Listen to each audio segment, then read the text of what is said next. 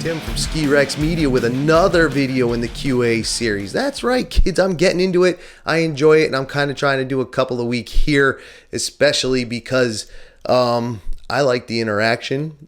Maybe I'm needy. I don't know. I'm just kidding. I have no real joke there, so I went with that one. Let's see what we got. Let's see where we're at here. So we're taking a second question from Rob from Twitter. Tech Rob at Twitter. I've answered one of his before, and that was a lot of fun. So we're going to answer this one. This one, it feels like it might take a while, but I don't know if it's going to. He asks, when does ski season really start and when does it really end? Now, his question was much longer than that, so I broke it down to this. Why? Because it seems to me, now if he's asking me personally, I have skied right up to the very last snowflake on the hill. To where we were finding paths that were basically in the mud, practically mud. I could tell you the story of one spring at Mount Snow when we still worked there back at Mount Snow, and we were skiing down. Where were we? Was that Snow Dance? The big wide one, Snow Dance out there. It's been so long, but we were on Snow Dance, and it was barely open, and we were finding trails, like paths of snow. Literally, like I said, there was mud. The path was that wide, just wide enough for the skis to fit in, just wide enough to touch snow. And like I said, that snow was dirty mud brown. But it was really cool that year. Here was the awesome part. As you went down, you were kind of having to jump. And again, I'm not good with the jumping. I can do it just enough to get myself out of trouble, and that's it, which I talked about in another video. Another question and answer video about the terrain park. But I remember some of it, there was actually water running, like a small creek was running through the trail, just water flows. And you come down, you have to hop them because they were going straight across the snow that was left. So that's pretty late in the spring. That was a good year, man. We were going pretty late. That had to have been late April. Had to have been, So it was kind of awesome. So for me personally, when I can, I'll go to the last minute,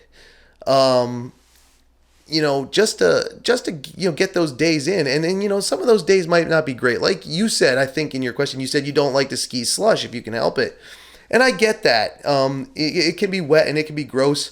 I've fallen in the slush and gotten wet and gross. At least it's not cold by spring. But I'll go up to the last minute. Now, again, that's me personally. And then when the season starts, as soon as the lifts start turning, if a mountain says they're open, but they only have a half a trail and it's a technical opening, that's fine too. I'm up there, I'm there. I'll go up there. So season for me, like I said, I'm starting this with me personally. When the lift starts turning, if I can do it, I'm there. That's when the season starts. And the season ends at the last snowflake, not just when the lifts stop, but when there's nothing more up there and, just skiing mud, which is not clean or safe or fun or anything. Actually, some people might enjoy it. I don't know. They got that big old mud festival down in Florida with the monster trucks and the big 4-wheel drives and stuff. They might like doing it. They like doing the mud thing down there. That looks like a crazy ass party if you're into that. But anyway, season start and season begin. Now, for most people, I'm going to say it really, well, you know what? I was going to say for most people, comes down to personal preference. But it really comes out to where one is and what one is able to do. Maybe not just personal preference, actually the balance of the two. And what I mean is, for some people, they ski forever. They haven't stopped in years. And they are capable, they have the know-how of doing, the mountaineering to get up to those high mountains where the lifts don't go and the snow sits all summer. I know there's places like glaciers and stuff like Mount Hood is open during, part of the summer. If I remember correctly, I could be wrong about that. Someone in the PNW check me on that. But there are places where you can keep going. You just have to travel for them. So one season could continue based on their ability to travel. Travel can get expensive. I know that. So, it kind of sucks. Plus, if you have the money, you can hop on a plane here and head down, in the summer and head down to South America, South Africa, Australia, and New Zealand. Your season can keep going for as long as you can afford it. And if one does that, you don't really need the extra mountaineering skills or the backcountry skills because, you're back on regular, an inbound ski hill, a ski mountain, a ski resort.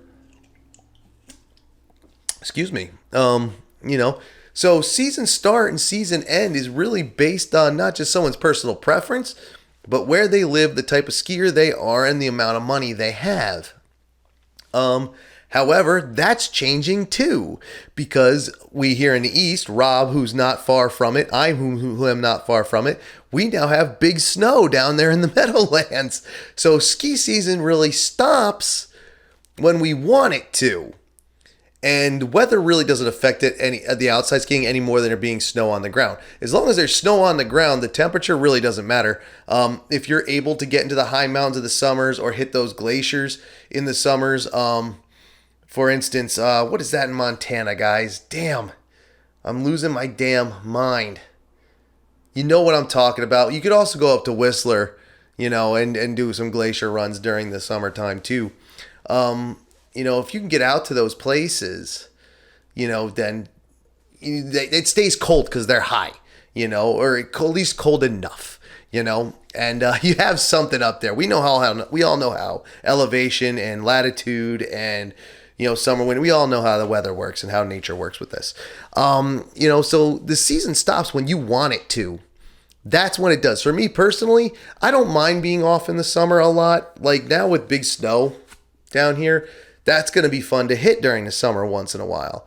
Would I want to continue? I don't know. I think it would depend on the shape I was in. Because I like having this summer to, just take a deep breath, recover, make sure everything's still working, the body's still working, ready for the next season, and, then get out there when the season starts. However, I am a fan of traveling. I would love to see the world, and I would love to head down to New South Wales and hit Perisher, Mount Buller down there in Australia, New Zealand, Mount Buller, Perisher, what the fuck? God damn, my memory is shot out, dude. It is bad. But anyway, you know what I'm talking about. That one that was for sale in Tasmania, I would have loved to pick that up. Are you kidding me? I have my own little Tasmanian mountain. I'd have my own little Tasmanian devil mascot follow me around. It would be incredible. But I couldn't. Oh well. Ski Rex Media the Mountain. Coming one of these days, maybe. Anyway, season doesn't end unless a person wants it to. And based on, because the weather obviously is a factor. I think in your question you actually wrote some, what's the max temp? I'd ski in 80 degrees with shorts and a t-shirt on and tons of sunblock if I thought snow was available. Or there's places, I think Mount Southington in Connecticut has one or two of their runs, just one of their runs, in the artificial turf, like Copenhill in Copenhagen, Denmark. That's going to be open year round. Season doesn't stop unless you want it to anymore. That's the beauty of technology, man. It doesn't stop unless you want it to and can get there. Again, change, go to a different hemisphere, go to an inside place or an artificial place outside, or head up, into the high mountains for the glaciers skiing. Season doesn't end when you want it to, until you want it to. But for your average everyday skier, it's going to end when the lifts close. That's really what it is. And I think, there's a lot of specialty skiers out there. Obviously, we all have different loves and wants and talents and abilities and capabilities, to do different forms of the sport depending on, again, what we know and what we can do. But I think the majority of skiers are just people who visit the ski hills when the lifts are turning, and when they stop, then that's it. And that's good for them, and that's awesome, and I agree with that. If that's what you want to do, that's what you want to do, but then you step it up to the next ones who are going up into the high mountains or who live in a place where winter is longer. Obviously there's, parts in the high mountains of California and the Rockies and, out there in the west in Utah and Wyoming and, also still the Rockies. And, it's where it's just going to go longer. And then, like I said, then there's the glaciers and the mountaineers who can get up to the high stuff. Then there's places like Mount Hood that's open and much easier accessible than trying to strap on climbing gear. And then there's leaving the country, and then there's indoors. And then, so it really does come back around as the season doesn't end. It doesn't end. It all depends on when you want it to end. And I can't tell you when to end it. I know, like I said, I don't mind taking the summer off. I really don't. Plus I have other outdoor interests. I like bicycling. I like playing ultimate frisbee. I like getting out on the hiking trails. You know me. I like to do a lot of that stuff. So I love geocaching, and it really amps up in the summer. So there you go. I don't know if I answered your question because I gave you an answer, and then I basically said there is no answer. So it ends when you want it to end. Don't worry about when the mountain says it ends. I mean, if the lift's closing is good for you, great. If the lift's closing, you say, screw that, I'm going up on foot, go up on foot, baby. I'm with that. So there you go. Tim from Ski Rex Media says the season never ends, dependent upon what you want. So there you go. I hope that worked. I hope it was entertaining. I hope it made sense.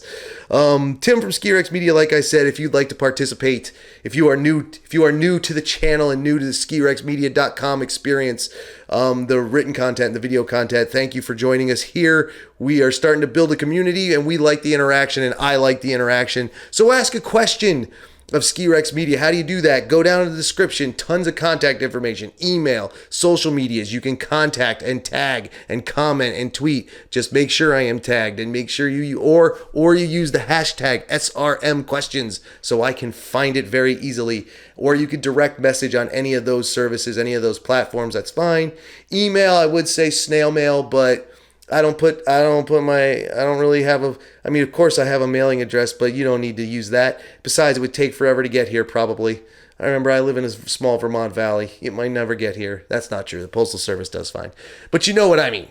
Email, direct messages, follow me, like and shibe. Like, share, and subscribe. Follow me on the social media accounts. You never know what might be coming out. I am Tim from Ski Rex Media. Thank you once again for watching. Thank you, Rob, for asking your question. And I will see you all out there ASAP. All right? Thank you. Laters.